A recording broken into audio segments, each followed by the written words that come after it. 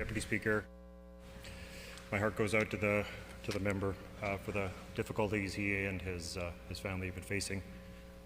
It's been a brutal year for all of us. When it comes to the budget, we are very disappointed about it.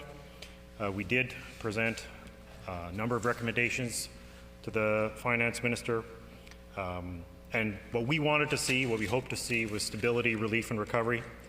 And unfortunately, in far too many ways, this budget falls far short. I'm going to talk about some of the difficult stories that I've heard from people over the year, and the stories of people who've been struggling with this pandemic, and the emergency help that we called for in seeking for help, because they have no other place to go. One of them was the issue of diabetes. While the government has increased coverage of CGM and insulin pumps to 25, as they said, it's only open to eligible young people, and type 1 diabetes does not end at the age of 26. So while people were grateful because so many Manitobans have lost private health coverage and cannot afford life-saving medication, there is no other place for them to go, but that has always been the case for people over the age of 26 in Manitoba. I've talked with constituents, with seniors with tears in their eyes because they have to spend $300 a month on diabetes medication. And when the government canceled the special drugs program, I had a constituent in her 80s who all of a sudden had to start paying for insulin with her credit card. She was clearly somebody in their 80s is not able to go out and get an extra shift in McDonald's to cover the losses of a life-saving medication. So that has truly been disappointing because that should have been covered. When type 1 diabetes, it's no different than somebody losing, when somebody's heart stops working, we give them a pacemaker. When somebody's pancreas stops working, we should give them an insulin pump. That's the way it should work. When it comes to EIA, I've talked to constituents who had their EIA cut off because there was a suspicion they were on CERB.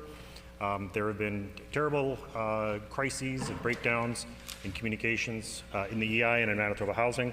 When it comes to renters, I very specifically expressed my concern to the Minister of Finance because what's happened in the last year is we've seen what are called reno-evictions, where, and it's been in social media and the news, you had a group of young men who got a loan, bought an apartment building in St. James' Assiniboia, evicted all 28 suites, and then boasted about how they were going to make $2 million over the next year's hiking rents by 50 to 70%.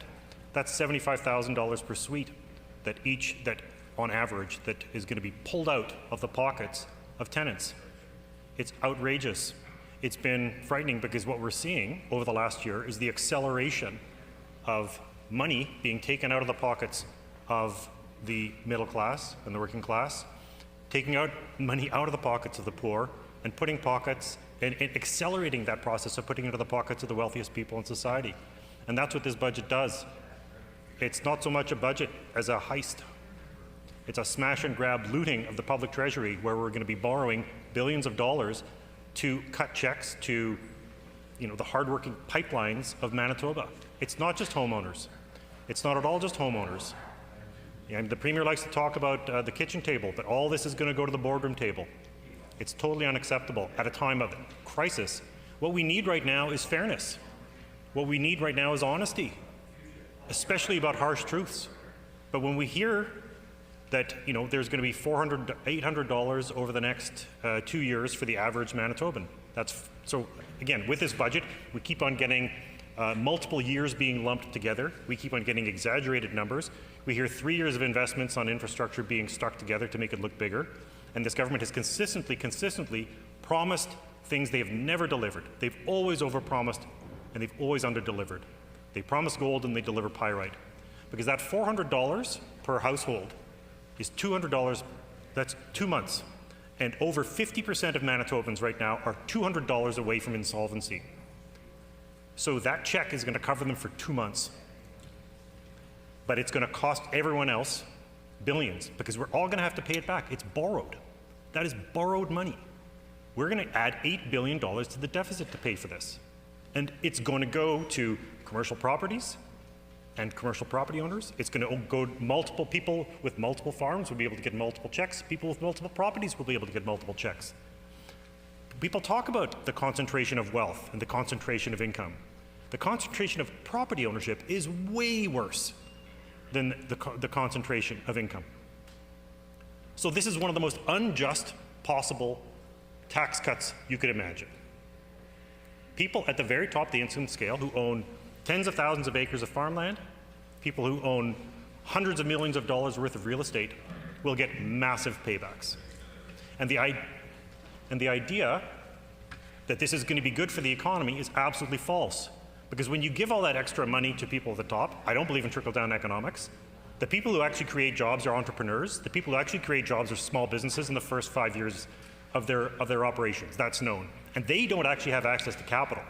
They have to go put stuff on credit cards. They have to go put stuff on a line of credit. They have to mortgage their house in order to get paid because this government won't step up. But instead, we're going to be funneling millions and millions of dollars to the wealthiest people in Manitoba. And what do they do with it? They don't put it into charity. They don't put it back into business. They put it into things like luxury real estate, or they funnel it away to a tax haven. It's disgusting. Order. Oh, well. Order. I'll keep going. How much do we have? Order. Well, I'll get there. No. But the other thing is, look. Order.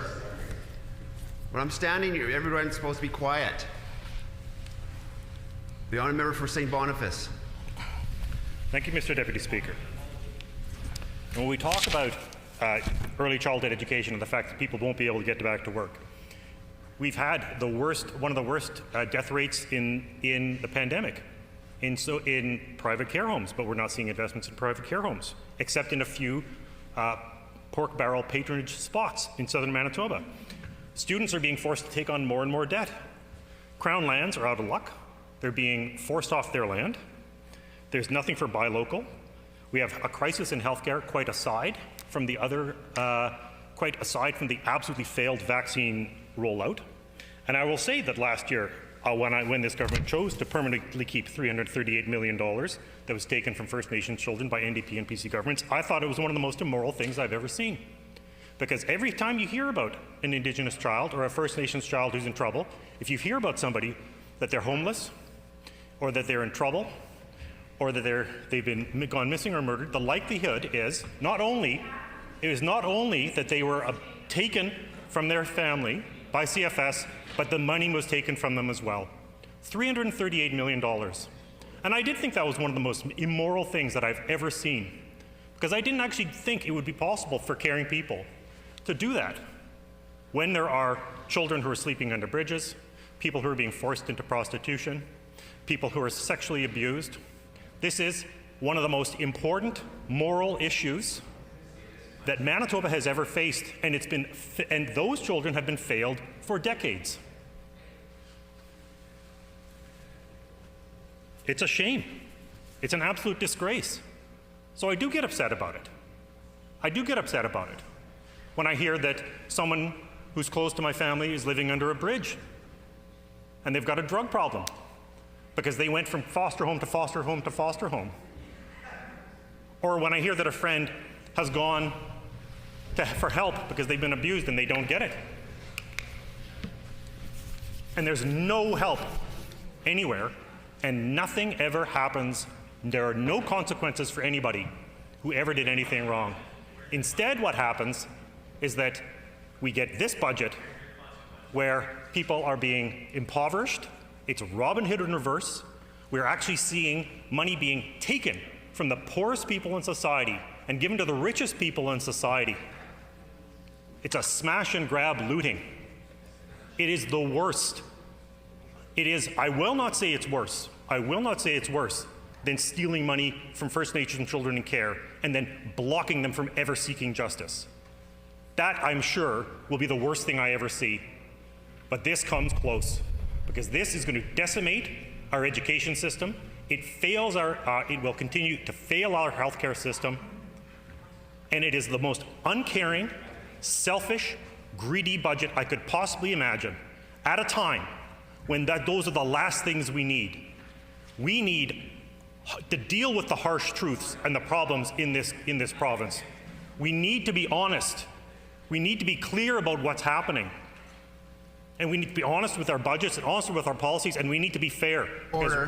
When this matter is before us, the honourable member for St. Boniface will have